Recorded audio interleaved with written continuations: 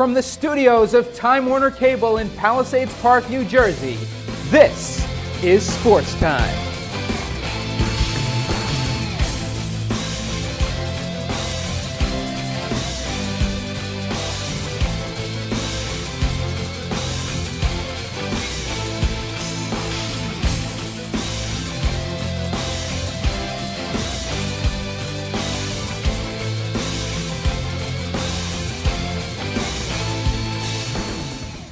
The schedules for the Jamboree have had nothing but compelling matchups.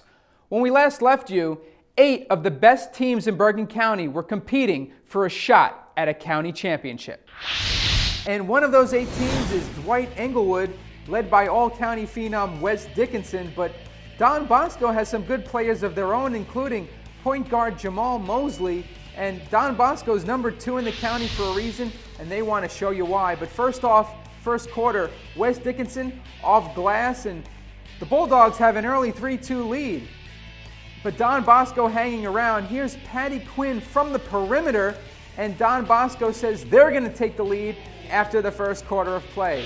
To the second quarter, Bulldogs hanging around. Robbie Zeller will miss the three-pointer, but 6'5" Wes Dickinson there to clean it up, and the Bulldogs only trail by 2 at halftime. Eli Goldberger more than pleased with the result. Fourth quarter though, Don Bosco makes a run of their own. Tom Sweeney here comes up with the steal, ahead to Leonte Carew, who makes the easy bucket, but more importantly, the awareness to get the steal off the inbounds, and he scores 4 points within 3 seconds, and Don Bosco making a run of their own. Here again, Carew ahead to Jorgensen. He's gonna miss, but Tom Sweeney tips it in, and Bosco goes on to win by 17, 66-49. We knew it was going to be a possession-by-possession game.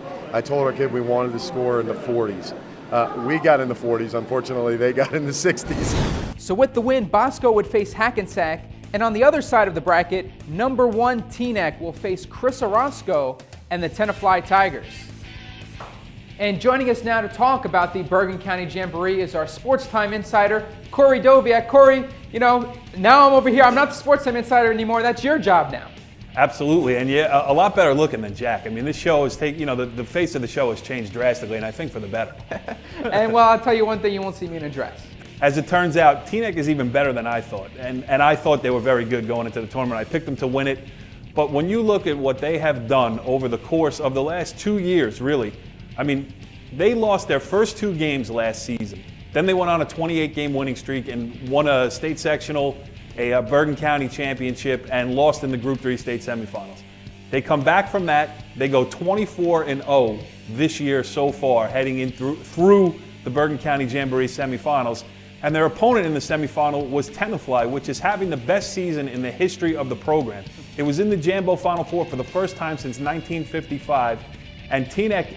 I mean to take nothing away from Tenafly with my next remark, but Teaneck just made it look so easy. It's unbelievable.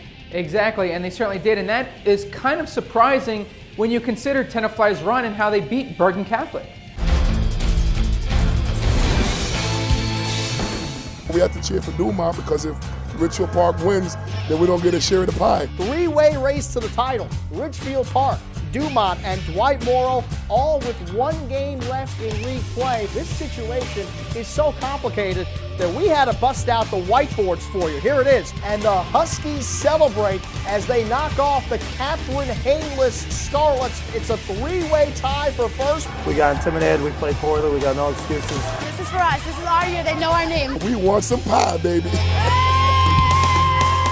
That's the game that seems will live in infamy. The time the Scarlets could have won a league title on their own, but couldn't. Fast forward to 2012, the Scarlets have the same opportunity. This time, it's against Cliffside Park. Chris Blessing's Lady Scarlets wouldn't even have to break a sweat in this one. RP jumped out to a 26-point lead at halftime and never looked back en route to sole possession of a Big North American title. Oh, it was great. We worked well together. We had great chemistry. We even the girls coming off the bench, they played great. It feels amazing. We worked hard, and we finally got it. We deserve it. We've come such a long way, so many hours in the gym, so we're glad it's ours. This year, we really came back and we really showed that we deserved it, just like last year, but this time we came out stronger. The team has swag, and we're just happy to win and get that title for ourselves. Here are the final standings, and there will be no three-way tie this year. RP finishes 2 games ahead of the only team they lost to in league play this year, Dwight Morrow. And Teaneck will take on the winner of Immaculate Conception versus Paramus Catholic. There's Kelsey Castro. She's the Blue Wolves senior starter. And Paramus Catholic, they're no pushover. They're the number 4 seed. They're certainly coming out ready to play on their home court. Let's go to the first quarter. It's the Blue Wolves on the offense first. There's Castro with the long 3. And the Blue Wolves have an early 5-2 lead. Later on, off the inbounds, it's Castro again. This time from the corner, she nails the 3, and now it's an 8-2 lead for Immaculate Conception. Later on, more Castro. She gets the steal, pushes ahead to Alisa Sinsky.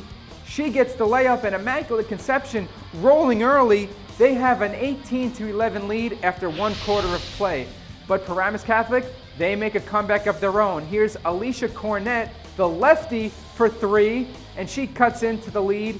It's only down by 4. Later on, Deja Taylor, she gets the layup, and we're at halftime, and it's 25-25. We got a tight one here at Paramus Catholic. Let's go to the fourth quarter.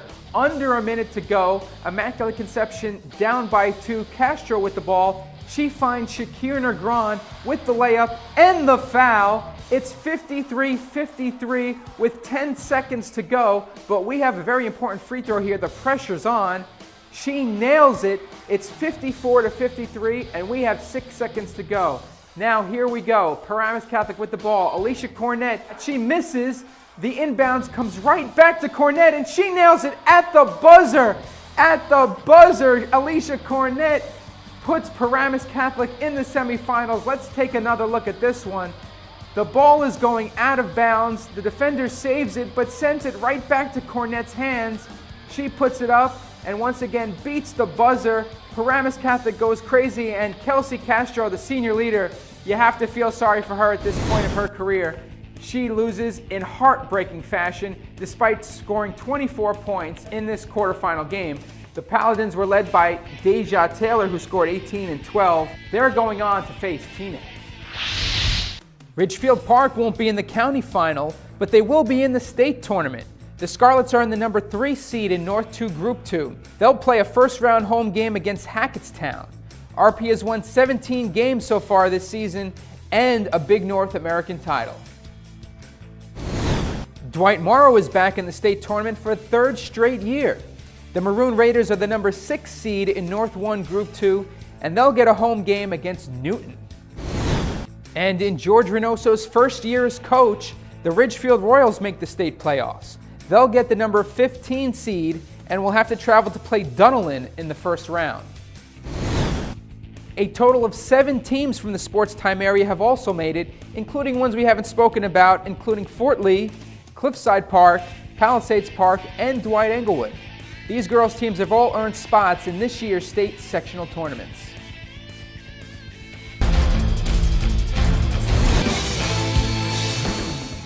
We're back on Sportstime, and we now know that the Ridgefield Royals will be the number 8 seed in the North 2 Group 1 state tournament.